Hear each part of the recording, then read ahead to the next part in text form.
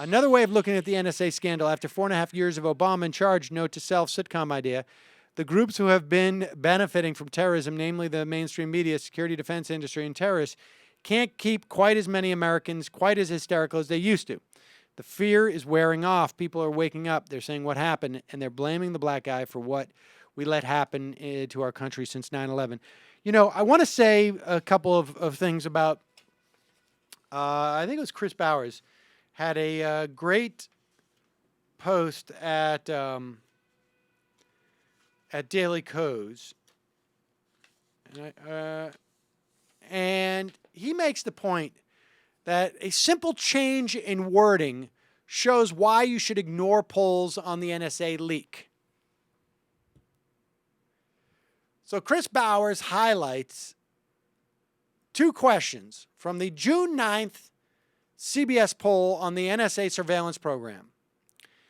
And Bowers makes the argument this does a great job in summarizing why it might be impossible to accurately gauge public opinion on this topic.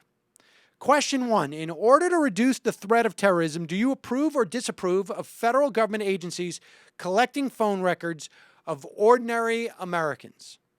Approve, only 38%. Disapprove, 58%.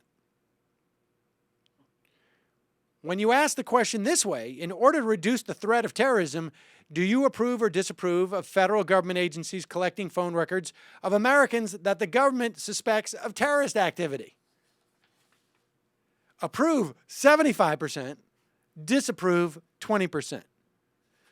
So, now, the reality here, though, is that the government is collecting the phone records of not just ordinary Americans, but all Americans. Or at least there's strong reason to believe virtually all Americans are having their phone records collected. And in that instance, only 38% approve.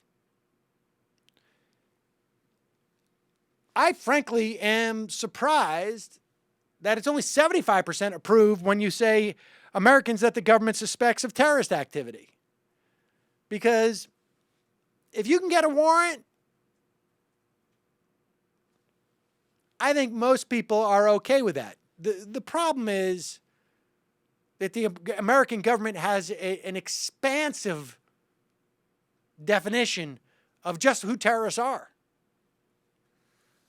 It could be eco-terrorists, could be vegan terrorists, could be speech terrorists, like those yabbers. It could be drumming terrorists, like we had at some of the Occupy encampments. So the bottom line here, though, is that the indications from the American public that they're okay with this, you need to take with a grain of salt. A big grain of salt.